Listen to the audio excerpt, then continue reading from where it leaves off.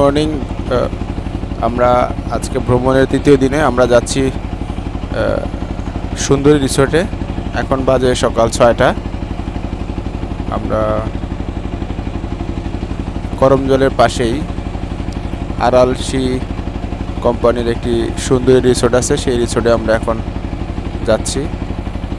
ওই রিসোর্টের আপনারা যদি আসতে চান সেই রিসোর্টে আপনারা আসতে পারবেন, ওখানে থাকতে পারবেন। সেই রিসোর্টের বিস্তারিত আপনাদেরকে তুলে ধরবো এবং ওখান থেকে ফিরে আমরা করমজলে আসব।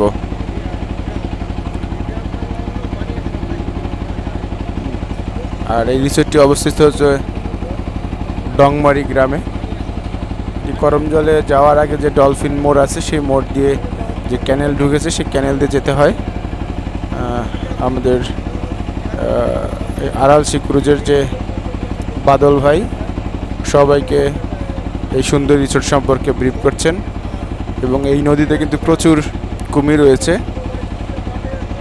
হয়তো আপনারা শীতের সময় আসলে আরও বেশি কুমির দেখতে পাবেন।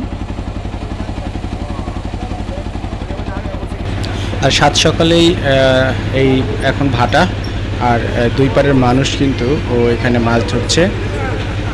আর এখন ঘন কুয়াশাও না, বাট মার্চের দিকে। আর আমরা দেখতে দেখতে চলে আসলাম। আর এখন যেহেতু ভাটা, পানি একবারে নদীর নিচে, যার কারণে উঠতে একটু সমস্যা ছিল আমাদেরকে। তবে জায়গাটা কিন্তু খুবই সুন্দর। ওই ওপারে কিন্তু সুন্দরবন, আর এপার হচ্ছে ডংমারি গ্রামের লোকালয়।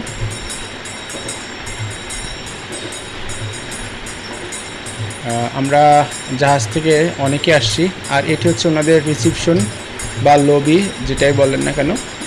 আর এখানেই সবাইকে রিসিভ করা হয়।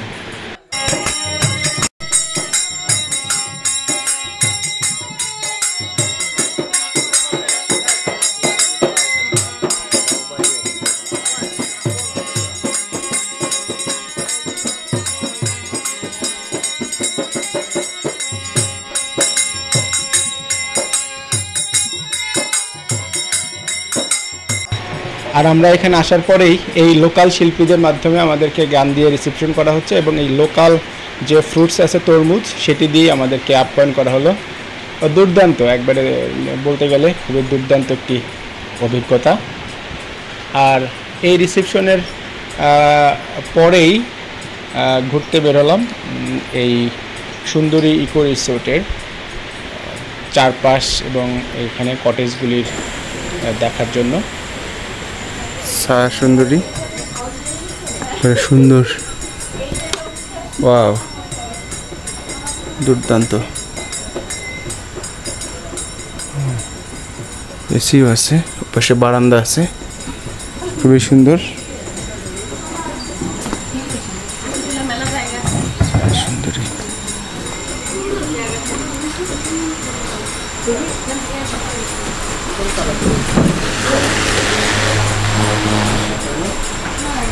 বাহ, এখানে তো সুন্দর সুন্দর দোলনা আছে। ভিতরে আবার লাইটিং করে রাতে।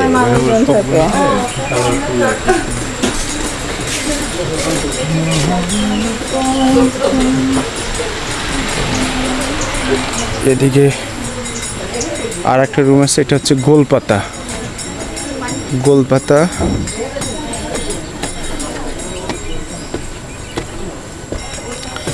ও, এখানে আর একটি কটেজ আছে, রেইন ক্যাসেল।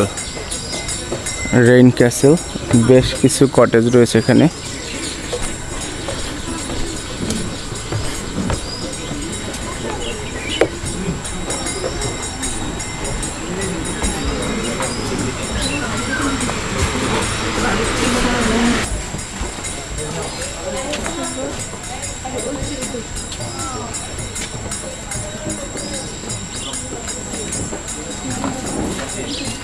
ঢাংমারি কটেজ।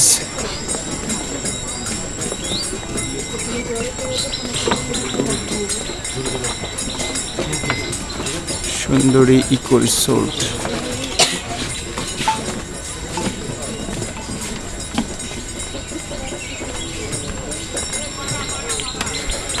ও এটা হচ্ছে মূল গেট।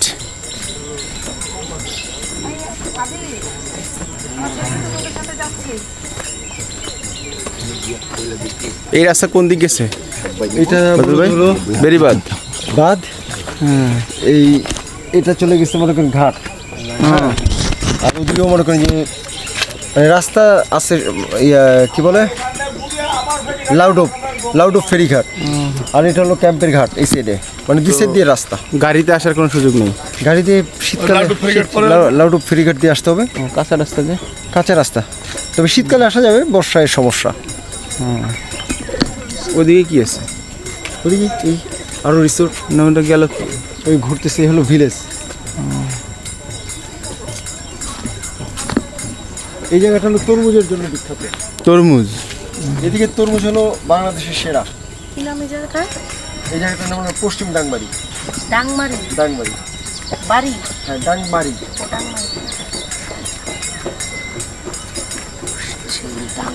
পশ্চিম গাং? ডাংবাড়ি।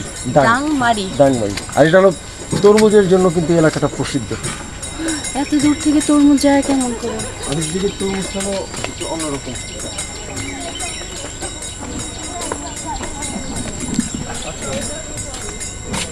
আমরা এখন আছি সুন্দরী রিসোর্টের, ইকো রিসোর্ট।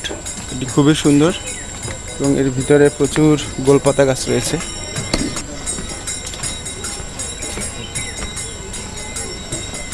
ও এখানে একটা সুন্দর জায়গা আছে।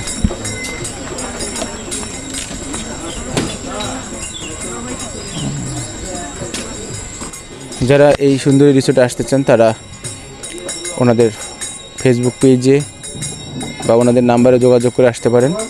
আমি লিঙ্কের ওনাদের যে সুন্দরী রিসোর্টের যে ফেসবুক লিঙ্ক সেটি ডেসক্রিপশনে দিয়ে রাখবো। আপনারা ডেসক্রিপশনে দেখে ওনাদের সাথে কন্ট্যাক্ট করে এখানে আসতে পারবেন। ওনারা মংলা থেকে আপনাদেরকে ওনাদের ট্রলার এখানে নিয়ে আসবে, আবার দিয়ে আসবে। এবং এখানে যারা আসবেন প্যাকেজের সাথে খাওয়া দাওয়া, সকালের নাস্তা, দুপুরের লাঞ্চ, ডিনার সব ইনক্লুডিং, আর সেভাবে ওনাদের প্যাকেজগুলি করা। তো আজকে এখানেই বিদায় নিচ্ছি, আর পরবর্তীতে নতুন স্পটে গিয়ে আবার নতুন ভিডিও আপনাদের সাথে শেয়ার করার চেষ্টা করব। আশা করি সঙ্গেই থাকবেন।